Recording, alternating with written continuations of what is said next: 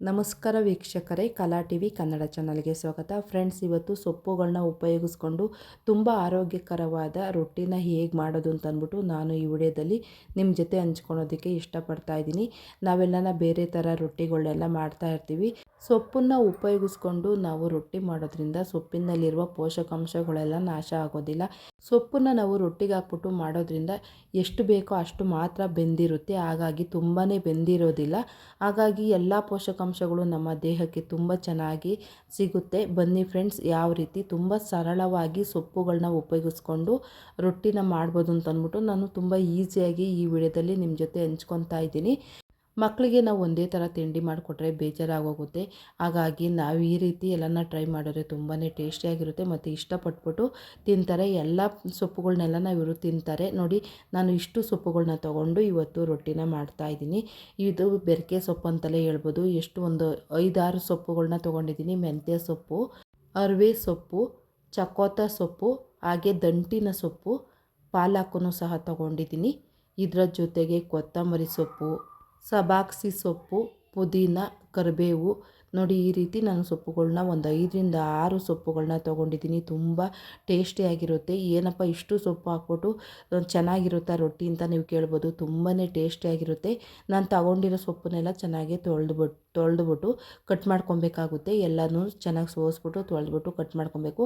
ಆದಷ್ಟು ಯಾವಾಗಲೂ ಅಷ್ಟೇ ನಾವು ಸೊಪ್ಪನ್ನ ಮಾತ್ರ ಒಂದು 2-3 ಸಲ ನೀರು ಚೇಂಜ್ ಮಾಡಿಬಿಟ್ಟು ತೊಳ್ಕೊಬೇಕಾಗುತ್ತೆ. ಯಾಕೆಂದರೆ ಸಣ್ಣ ಸಣ್ಣ ಕಲ್ಲುಗಳು ಸೊಪ್ಪಿನಲ್ಲಿರೋದ್ರಿಂದ ಅದೆಲ್ಲ ನೀಟಾಗಿ ಕ್ಲೀನ್ ಆಗಬೇಕು ಅಂತಂದರೆ ಎಲ್ಲ ಸೊಪ್ಪುಗಳನ್ನ ನೀಟಾಗಿ ತೊಳ್ಕೊಬೇಕು. ದಂಟಿನ ಸೊಪ್ಪು, ಅರಿವೆ ಸೊಪ್ಪು, ಸಬಾಕ್ಸಿ ಸೊಪ್ಪು, ಚಕೋತ ಸೊಪ್ಪು, ಪಾಲಕ್ ಸೊಪ್ಪು, ಕರಿಬೇವಿನ ಸೊಪ್ಪು, ಪುದೀನ, ಕೊತ್ತಂಬರಿ, ಇಷ್ಟು ಸೊಪ್ಪುಗಳನ್ನ ಹಾಕ್ಬಿಟ್ಟು ನಾನು ಇವತ್ತು ರೊಟ್ಟಿನ ತುಂಬ ಟೇಸ್ಟಿಯಾಗಿ ಹೇಗೆ ಮಾಡೋದು ಅಂತ ಅಂದ್ಬಿಟ್ಟು ಈ ವಿಡಿಯೋದಲ್ಲಿ ನಿಮ್ಮ ಜೊತೆ ಹಂಚ್ಕೊತಾ ಇದ್ದೀನಿ. ನಾವು ಯಾವಾಗಲೂ ಅಷ್ಟೇ ಸೊಪ್ಪು ತೊಗೊಂಡಾದ್ಮೇಲೆ ನಾವು ಸೊಪ್ಪು ಯಾರಪ್ಪ ಕಟ್ ಮಾಡ್ತಾರೆ, ಯಾವಾಗ ಬಿಡಿಸ್ತಾರೆ ಅಂತ ಅಂದ್ಬಿಟ್ಟು ತುಂಬಾ ಬೋರ್ ಆಗ್ತಾ ಇರುತ್ತೆ. ನೋಡಿ, ಇಷ್ಟು ಸಣ್ಣದಾಗಿ ಕಟ್ ಮಾಡೋಕೆ ಹೋದ್ರೂ ನಮಗೆ ಸೊಪ್ಪು ದಪ್ಪನಾಗೇ ಬರ್ತಾ ಇರುತ್ತೆ. ನೋಡಿ, ನಾನು ಈ ರೀತಿ ಕಟ್ ಮಾಡ್ತೀನಿ. ಎಲ್ಲ ಸೊಪ್ಪುಗಳನ್ನು ನೋಡಿ, 2 ಇಡೀ ಸೊಪ್ಪಿದೆ. ಆ 2 ಇಡೀ ಸೊಪ್ಪನ್ನು ಸಣ್ಣದಾಗಿ ನೋಡಿ ಎಷ್ಟು ಸಣ್ಣದಾಗಿ ಕಟ್ ಮಾಡ್ತಾ ಇದ್ದೀನಿ ಅಂತ ಅಂದ್ಬಿಟ್ಟು ನಿಮ್ಗೆ ನೋಡಿದ್ರೆ ಗೊತ್ತಾಗುತ್ತೆ. ನೋಡಿ, ಇದೇ ರೀತಿ ನಾನು ಎಲ್ಲ ಸೊಪ್ಪನ್ನು ಒಂದೇ ಸಲ ಕಟ್ ಮಾಡ್ತಾ ಇದ್ದೀನಿ. ನೀವು ಅಷ್ಟೇ ಟ್ರೈ ಮಾಡಿ ನೋಡಿ, ತುಂಬಾ ಚೆನ್ನಾಗಿ ಸಣ್ಣದಾಗಿ ಕಟ್ ಮಾಡ್ಬೋದು. ನೋಡಿ, ನೋಡಿದ್ರೆ ಗೊತ್ತಾಗುತ್ತೆ. ರೇಷ್ಮೆ ಹುಳುಗೆಲ್ಲ ನಮ್ಮ ಅಮ್ಮರೆಲ್ಲ, ನಮ್ಮ ಅಪ್ಪ ನಮ್ಮ ಅಮ್ಮ ಎಲ್ಲ ಇದೇ ರೀತಿ ಕಟ್ ಮಾಡ್ತಿದ್ದು. ಅದನ್ನು ನೋಡಿದಾಗೆಲ್ಲ ನಮಗೆ ಅದು ನೋಡಿ ಅಭ್ಯಾಸ ಆಗಿದೆ. ನಾನು ರೇಷ್ಮೆ ಹುಳುಗೆ ಸೊಪ್ಪು ಕಟ್ ಮಾಡಿದ್ದೀನಿ, ಆದರೆ ಸಣ್ಣ ಹುಳುಗಳಿಗೆ ಕಟ್ ಮಾಡೋದಕ್ಕೆ ಬಿಡ್ತಾ ಇರಲಿಲ್ಲ. ಈಗ ಸೊಪ್ಪೆಲ್ಲ ಕಟ್ ಮಾಡಿದಾಯಿತು. ಒಂದು ದಬ್ರಿಗೆ ಹಾಕ್ಕೊತಾ ಇದ್ದೀನಿ. ಆದಷ್ಟು ದೊಡ್ಡ ದಬ್ರೆ ಇದ್ದರೆ ತುಂಬ ಚೆನ್ನಾಗಿ ಈಸಿಯಾಗಿ ನಾವು ಕಲಿಸ್ಕೊಬೋದು. ನೋಡಿ, ಇಷ್ಟು ದೊಡ್ಡ ದಬ್ರೆಯಲ್ಲಿ ನಾನು ಕಲಿಸ್ಕೊತಾ ಇದ್ದೀನಿ. ಖಾರಕ್ಕೆ ಬೇಕಾದಷ್ಟು ಹಸಿಮೆಣಸಿನ್ಕಾಯಿ, ಹಾಗೆ 1 ತೆಂಗಿನಕಾಯಿ ತುರಿನ ಹಾಕ್ಕೊತಾ ಇದ್ದೀನಿ. ಒಂದು 4 ಈರುಳ್ಳಿನ ಸಣ್ಣದಾಗಿ, ಆದಷ್ಟು ಇಷ್ಟು ಸಣ್ಣದಾಗಿ ಕಟ್ ಮಾಡ್ತೀವಿ ಅಷ್ಟು ಚೆನ್ನಾಗಿ ಕಟ್ ಮಾಡ್ಕೊಬೇಕಾಗುತ್ತೆ. ಕಟ್ ಮಾಡಿಬಿಟ್ಟು ನಾನು ಸೇರಿಸ್ಕೊತಾ ಇದ್ದೀನಿ.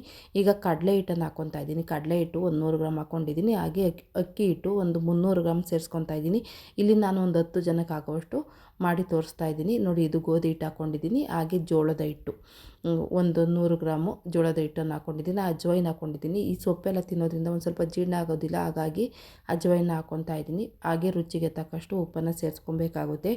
ಈಗ ರೊಟ್ಟಿಗೆ ಬೇಕಾಗಿರೋ ಎಲ್ಲ ವಸ್ತುಗಳನ್ನೂ ಸೇರಿಸ್ಕೊಂಡಿದ್ದಾಯಿತು. ಈಗ ಒಂದು ಸ್ವಲ್ಪ ನೀರು ಹಾಕ್ಕೊಂಡು, ನಾವು ಜಾಸ್ತಿ ನೀರು ಹಾಕೋದು ಬೇಡ, ಒಂದು ಸ್ವಲ್ಪನೇ ನೀರು ಹಾಕ್ಕೊಂಡು ಕಲಿಸ್ಕೊಬೇಕಾಗುತ್ತೆ. ಯಾಕೆ ಅಂದರೆ ಸೊಪ್ಪಿನಲ್ಲಿ ತುಂಬ ನೀರಿನ ಅಂಶ ಇರೋದ್ರಿಂದ ನಮಗೆ ಎಷ್ಟು ಬೇಕೋ ಅಷ್ಟು ನೀರನ್ನು ಹಾಕ್ಕೊಂಡು ಕಲಿಸ್ಕೊಬೇಕಾಗುತ್ತೆ. ಒಂದೇ ಸಲ ನೀರು ಹಾಕ್ಕೊಂಡ್ರೆ ತುಂಬಾ ತೆಳುವಾಗೋಗುತ್ತೆ. ಆಮೇಲೆ ರೊಟ್ಟಿ ನಾವು ತೊಟ್ಟೋದಕ್ಕಾಗೋದಿಲ್ಲ. ನಾವು ಬಟ್ಟೆಯಲ್ಲಿ ರೊಟ್ಟಿ ತೊಟ್ಟಬೇಕಾಗಿರೋದ್ರಿಂದ ಒಂದು ಸ್ವಲ್ಪ ಆದಷ್ಟು ನಮಗೆ ಚಪಾತಿ ಹಿಟ್ಟು ಯಾವ ಹದದಲ್ಲಿರುತ್ತೋ ಆ ಹದದಲ್ಲಿ ಮಾತ್ರ ಕಲಿಸ್ಕೊಬೇಕಾಗುತ್ತೆ. ಇಲ್ಲಾಂದರೆ ಇನ್ನೊಂದು ಸ್ವಲ್ಪ ರೊಟ್ಟಿ ಮಾಡ್ತಾಯಿದ್ದೀವಿ, ಹೆಂಚಿನ ಮೇಲೆಲ್ಲ ಬಳಿಬೇಕು ಅಂತಂದರೆ ತುಂಬಾ ಕಷ್ಟ ಆಗುತ್ತೆ. ಆ ಥರ ನೀವು ಕಲ್ಸಕ್ಕೆ ಹೋಗಬೇಡಿ. ಹಾಗಾಗಿ ನೋಡಿಕೊಂಡು ನೀರು ಹಾಕ್ಕೊಂಡು ಕಲಿಸ್ಕೊಬೇಕಾಗುತ್ತೆ. ನೋಡಿ ಫ್ರೆಂಡ್ಸ್, ಚಪಾತಿ ಹಿಟ್ಟು ಯಾವ ರೀತಿ ಎಷ್ಟು ಹದದಲ್ಲಿ ಕಲಿಸ್ಕೊಬೇಕೋ ಅಷ್ಟು ಹದದಲ್ಲಿ ನಾನು ಕಲಿಸ್ಕೊಂಡಿದ್ದೀನಿ. ಚೆನ್ನಾಗಿ ನಾದ್ಕೊಬೇಕು. ಒಂದು 5-6 ನಿಮಿಷ ಚೆನ್ನಾಗಿ ನಾದ್ಕೊಬೇಕು. ನೋಡಿ, ಈಗ ನಾದ್ಕೊಂಡಾದಮೇಲೆ ಹಿಟ್ಟೆಲ್ಲ ಚೆನ್ನಾಗಿ ಹದವಾಗಿ ಬಂದಿದೆ. ಈಗ ಒಂದು ಕೈಲಾಗುವಷ್ಟು ನಾನು ಒಂದು ಉಂಡೆ ತೊಗೊಂಡಿದ್ದೀನಿ. ಆ ಉಂಡೆನ ನೋಡಿ ಹೀಗೆ ಒಂದು ಟವಲ್ ಮೇಲೆ ಹಾಕ್ಕೊತಾ ಇದ್ದೀನಿ. ಚೆನ್ನಾಗಿರೋ ಟವಲು, ಬಟ್ಟೆ ಅಥವಾ ಆ ಥರದ ಮೇಲೆ ಹಾಕ್ಕೊಳೋದ್ರಿಂದ ತುಂಬ ಚೆನ್ನಾಗಿ ರೊಟ್ಟಿನ ತೊಟ್ಕೊಬೋದು. ನೋಡಿ, ಹೀಗೆ ಕೈಯಲ್ಲಿ ನಾವು ಈ ರೀತಿ ನೀರು ಎದ್ಕೊಂಡು ತೊಟ್ಕೊಬೇಕಾಗುತ್ತೆ. ಇಲ್ಲಾಂದರೆ ಒಂದು ಸ್ವಲ್ಪ ಅಂಟ್ಕೊಳ್ಳುತ್ತೆ, ರೊಟ್ಟಿ ಎಲ್ಲನ ಒಂದು ಸ್ವಲ್ಪ ಆ ಕಡೆ ಈ ಕಡೆ ಜರುಗೋದಿಲ್ಲ. ಹಾಗಾಗಿ ನಾವು ನೀರು ಹಾಕ್ಕೊಂಡು ಒಂದು ಸ್ವಲ್ಪ ಕೈಗೆ ನೀರು ಎತ್ಕೊಂಡು ಮಾತ್ರ ತೊಟ್ಕೊಬೇಕಾಗುತ್ತೆ. ಎಷ್ಟು ತೆಳುವಾಗಿ ಬೇಕಾದ್ರೂ ತೊಟ್ಕೊಬೋದು, ಆದರೆ ತುಂಬ ತೆಳುವಾಗಿ ನಾವು ರೊಟ್ಟಿ ಮಾಡ್ತೀವಲ್ಲ ಅಷ್ಟು ತೆಳುವಾಗಿ ಬಂದಿರೋದಿಲ್ಲ. ಸೊಪ್ಪು ಮತ್ತು ಈರುಳ್ಳಿ ಎಲ್ಲ ಇರುತ್ತಲ್ವ, ಈರುಳ್ಳಿ ದಪ್ಪನಾಗಿದ್ದೇ ಇರುತ್ತೆ. ನಾವು ಎಷ್ಟೇ ಸಣ್ಣದಾಗಿ ಕಟ್ ಮಾಡಿದ್ರೂ ದಪ್ಪಾಗಿರುತ್ತೆ. ತೆಂಗಿನಕಾಯಿ ತುರಿ ಎಲ್ಲ ಹಾಕಿರೋದ್ರಿಂದ ತುಂಬ ತೆಳುವಾಗಿ ನಾವು ರೊಟ್ಟಿ ಮಾಡ್ತೀವಲ್ಲ, ಸಾದಾ ರೊಟ್ಟಿ ಮಾಡ್ತೀವಲ್ಲ ಅಷ್ಟು ತೆಳುವಾಗಿ ತೊಟ್ಟೋದಕ್ಕಾಗೋದಿಲ್ಲ. ಒಂದು ಸ್ವಲ್ಪ ದಪ್ಪನಾಗೇ ಇರುತ್ತೆ. ನೋಡಿ, ಈಗ ನಾನು ರೊಟ್ಟಿ ತೊಟ್ಕೊಂಡಿದ್ದಾಯಿತು. ಎಷ್ಟು ಅಗಲ ಬೇಕೋ ಅಷ್ಟು ಅಗಲ ತೊಟ್ಕೊಂಡಿದ್ದೀನಿ. ಈಗ ಹೆಂಚು ಕಾಯೋದಕ್ಕೆ ಇಟ್ಟಿದ್ದೀನಿ. ಹೆಂಚು ಕಾದಿದೆ. ಈಗ ಒಂದು ಸ್ವಲ್ಪ ಎಣ್ಣೆನ ಸೇರಿಸ್ಕೊಬೇಕಾಗುತ್ತೆ. ಚೆನ್ನಾಗಿ ಒಂದು ಸ್ವಲ್ಪ ಎಣ್ಣೆ ಸೇರಿಸ್ಕೊಂಡು ಈರುಳ್ಳಿನ ನಾವು ಒಂದು ಸ್ವಲ್ಪ ಈರುಳ್ಳಿಲೆಲ್ಲ ಹೆಂಚು ಒರೆಸ್ಕೊಂಡು ಇಟ್ಕೊಬೇಕು. ಅದಾದಮೇಲೆ ಹೆಂಚು ಮೇಲೆ ನೋಡಿ ಈ ರೀತಿ ಹಾಕ್ಬಿಟ್ಟು ನಿಧಾನವಾಗಿ ಬಟ್ಟೆನ ಎತ್ಕೊಬೇಕಾಗುತ್ತೆ. ಅದಾದಮೇಲೆ ಒಂದು ಸ್ವಲ್ಪ ಎಣ್ಣೆನ ಸೇರಿಸ್ಕೊಬೇಕು. ಒಂದು ಕಡೆ ಸೈಡು ರೊಟ್ಟಿ ಬೇಯೋದಕ್ಕೆ 1 ನಿಮಿಷ ಬೇಕಾಗುತ್ತೆ. ಅದಾದಮೇಲೆ ನಾವು ರೊಟ್ಟಿನ ಮಡ್ಚಾಕೊಬೇಕಾಗುತ್ತೆ. ತುಂಬ ಈಸಿಯಾಗಿ ಬರುತ್ತೆ. ನಮಗೆ ರೊಟ್ಟಿ ಎಲ್ಲನ ಹೆಂಚ್ಗೆಲ್ಲನ ಅಂಟ್ಕೊಂಡಿರೋದಿಲ್ಲ. ನೋಡಿ ಎಷ್ಟು ಈಸಿಯಾಗಿ ಬರ್ತಾ ಇದೆ, ತುಂಬ ಚೆನ್ನಾಗಿ ಬರುತ್ತೆ. ನಾವು ಈ ರೀತಿ ಮಾಡೋದ್ರೊಳಗಡೆ, ರೊಟ್ಟಿ ಬೇಯೋದ್ರೊಳಗಡೆ ಇನ್ನೊಂದು ರೊಟ್ಟಿನ ನಾವು ತೊಟ್ಕೊಂಡಿರಬೇಕಾಗುತ್ತೆ. ಒಂದು 2-3 ರೊಟ್ಟಿನ ಒಂದೇ ಸಲ ತೊಟ್ಕೊಳೋದಕ್ಕಾಗೋದಿಲ್ಲ. ಯಾಕೆ ಅಂತಂದರೆ ಒಂದು ರೊಟ್ಟಿ ಬೆಂದಾದಮೇಲೆ ಇನ್ನೊಂದು ರೊಟ್ಟಿನ ತೊಟ್ಕೊಬೇಕಾಗುತ್ತೆ. ನೋಡಿ, ಈ ರೀತಿ ಎಲ್ಲ ಸುತ್ತ ಚೆನ್ನಾಗಿ ಇದೇ ರೀತಿ ನಾವು ರೊಟ್ಟಿನೆಲ್ಲನ ಬೇಯಿಸ್ಕೊಬೇಕಾಗುತ್ತೆ. ನೋಡಿ ಎಷ್ಟು ಚೆನ್ನಾಗಿ ಕಾಣಿಸ್ತಾ ಇದೆ. ಇದೇ ರೀತಿ ಸುತ್ತಲೂ ಎಲ್ಲ ಕಡೆನೂ 2 ಕಡೆನೂ ನಾವು ಬೇಯಿಸ್ಕೊಬೇಕು. ಎಲ್ಲ ಸೊಪ್ಪನ್ನು ಹಸಿಯಾಗಿ ಹಾಕಿರೋದ್ರಿಂದ ರೊಟ್ಟಿ ಚೆನ್ನಾಗಿ ಬೇಯಿಸ್ಕೊಳೋದ್ರಿಂದ ತುಂಬ ಚೆನ್ನಾಗಿರುತ್ತೆ ರೊಟ್ಟಿ ತಿನ್ನೋದಕ್ಕೆ. ಈರುಳ್ಳಿ ಎಲ್ಲ ಚೆನ್ನಾಗಿ ಬೆಂದರೆ ತುಂಬಾ ಚೆನ್ನಾಗಿರುತ್ತೆ ಫ್ರೆಂಡ್ಸ್. ನೀವು ಈ ಥರ ಮಾಡಿ ನೋಡಿ, ಎಷ್ಟು ಚೆನ್ನಾಗಿರುತ್ತೆ ಅಂತಂದ್ಬಿಟ್ಟು ನಿಮಗೇ ಗೊತ್ತಾಗುತ್ತೆ. ಇಲ್ಲಿ ಒಂದು ಥರ ಸೊಪ್ಪೇನು ಹಾಕಿಲ್ಲ, ಎಲ್ಲ ಥರನೂ ಒಂದು 4ರಿಂದ 5 ಥರ ಸೊಪ್ಪು ಹಾಕಿರೋದ್ರಿಂದ ವಿಟಮಿನ್ ಎಲ್ಲ ತುಂಬಾ ಚೆನ್ನಾಗಿರುತ್ತೆ. 2 ರೊಟ್ಟಿ ತಿನ್ನೋದ್ರ ಬದಲು ಸಾದಾ ರೊಟ್ಟಿನ ಈಗ 1 ರೊಟ್ಟಿ ತಿಂದ್ರೇ ಸಾಕಾಗುತ್ತೆ. ಅಷ್ಟು ಚೆನ್ನಾಗಿ ಪೋಷಕಾಂಶಗಳೆಲ್ಲ ನಮ್ಮ ದೇಹಕ್ಕೆ ಸಿಗುತ್ತೆ.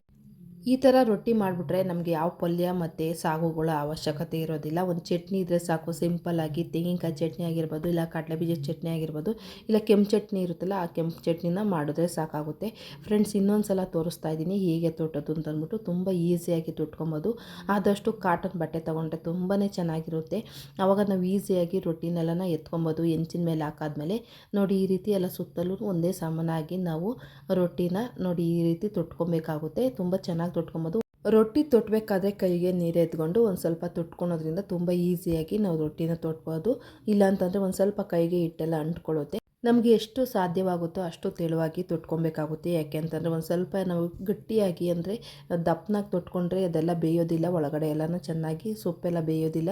ಹಾಗಾಗಿ ಎಷ್ಟು ಸಾಧ್ಯವಾಗುತ್ತೋ ಅಷ್ಟು ತೆಳುವಾಗಿ ತೊಟ್ಬಿಟ್ಟು ಆಮೇಲೆ ಹೆಂಚಿನ ಮೇಲೆ ಹಾಕ್ಕೊಂಡ್ರೆ ನಮಗೆ ನೀಟಾಗಿ ಬಟ್ಟೆನ ಎತ್ಕೊಬೋದು.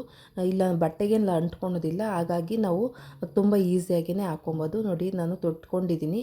ಮಾಮೂಲಿ ನಾವು ರೊಟ್ಟಿನೆಲ್ಲ ಎಷ್ಟು ಅಗಲವಾಗಿ ತೊಟ್ಕೊತೀವೋ ಅಷ್ಟೇ ಅಗಲದಲ್ಲಿ ನಾನು ತೊಟ್ಕೊಂಡಿದ್ದೀನಿ.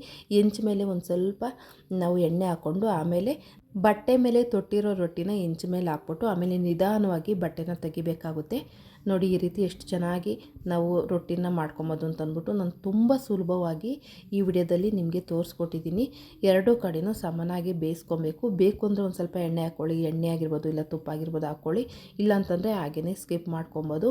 2 ಕಡೆನೂ ಆದಷ್ಟು ಚೆನ್ನಾಗಿ ರೊಟ್ಟಿ ಹಿಟ್ಟು ಬೇಯೋವರೆಗೂ ಮತ್ತು ಸೊಪ್ಪು ಬೇಯೋವರೆಗೂ ಬೇಯಿಸ್ಕೊಬೇಕಾಗುತ್ತೆ. ಇವತ್ತು ನಾನು ಸೊಪ್ಪಿನ ರೊಟ್ಟಿ ಮಾಡಿರೋ ವಿಡಿಯೋ ನಿಮ್ಮೆಲ್ಲರಿಗೂ ಇಷ್ಟ ಆಗಿದೆ ಅಂತ ನಾನು ತಿಳ್ಕೊತಾ ಇದ್ದೀನಿ. ಇಷ್ಟ ಆಗಿದ್ರೆ ಕಲಾ ಟಿವಿ ಕನ್ನಡ ಚಾನಲ್ನ ಸಬ್ಸ್ಕ್ರೈಬ್ ಮಾಡ್ಕೊಳ್ಳೋದ್ರ ಮೂಲಕ ನನಗೆ ಸಪೋರ್ಟ್ ಮಾಡಿ. ಹಾಗೆ ಈ ವಿಡಿಯೋಕ್ಕೊಂದು ಲೈಕ್ ಕೊಡಿ. ನಿಮ್ಗೆ ಗೊತ್ತಿರೋರಿಗೆ, ನಿಮ್ಮ ಹಿತೈಷಿಗಳಿಗೆ ಈ ವಿಡಿಯೋನ ಶೇರ್ ಮಾಡೋದ್ರ ಮೂಲಕ ನನಗೆ ಸಪೋರ್ಟ್ ಮಾಡಿ. ನಿಮ್ಮ ಅನಿಸಿಕೆ ಅಭಿಪ್ರಾಯನ ಕಾಮೆಂಟ್ ಮೂಲಕ ವ್ಯಕ್ತಪಡಿಸಿ. ಈ ವಿಡಿಯೋ ಹೇಗೆ ಬಂದಿದೆ ಅಂತಂದ್ಬಿಟ್ಟು ನಿಮ್ಮ ಬಿಡುವಿಲ್ಲದ ಸಮಯದಲ್ಲಿ ಬಿಡು ಮಾಡಿಕೊಂಡು ಈ ಚಾನಲ್ನ ಓಪನ್ ಮಾಡಿ ಕೊನೆವರೆಗೂ ನೋಡಿದ್ದಕ್ಕೆ ಧನ್ಯವಾದಗಳು. ಮತ್ತೊಮ್ಮೆ ಸಿಗೋಣ. ಅಲ್ಲಿವರೆಗೂ ಥ್ಯಾಂಕ್ ಯು ಫ್ರೆಂಡ್ಸ್.